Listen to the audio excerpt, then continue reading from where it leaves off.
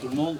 C'est une des images les plus récentes d'Alain Orzzoni. Elle remonte à l'été dernier, lorsque celui qui est encore président de la CA s'apprête à quitter le club sur fond de difficultés financières. Dès les années 80, le militant de la CCN, Alain Orzzoni, s'impose comme une étoile montante du nationalisme. Le grand public le découvre en 1983 lors de la disparition de son frère Guy. Dans le mouvement, la thèse d'une complicité de la police va vite s'imposer.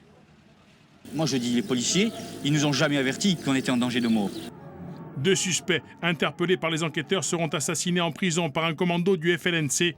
Par la suite, Alain Orzzoni va devenir un des responsables du mouvement clandestin. En 1986, sous l'étiquette MCA, il est élu à l'Assemblée, n'hésitant pas à faire des coups d'éclat, comme lors de la venue de Charles Pasqua.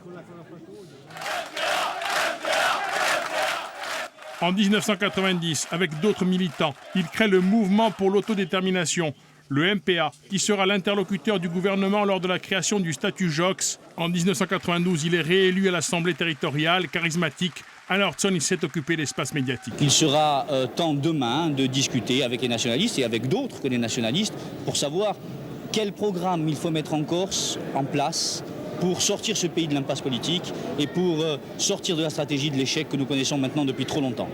Dès 1993, les tensions déjà existantes entre la Kunkult et le MPA s'exacerbent.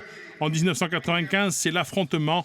Les assassinats se succèdent, chaque branche accusant l'autre de la responsabilité des dérives. Plusieurs membres du canal habituel trouvent la mort. Confronté à un échec tragique, Alain Orzzoni se retire en Amérique latine. Au milieu des années 2000, il signe son retour en tant que responsable de l'ACA, mais la page politique est définitivement tournée. En revanche, d'autres tensions apparaissent dans le milieu du grand banditisme. En 2008, il est la cible d'une tentative d'assassinat. Son nom et celui de son fils apparaissent dans plusieurs dossiers. Alain Orzzoni se sentait-il menacé?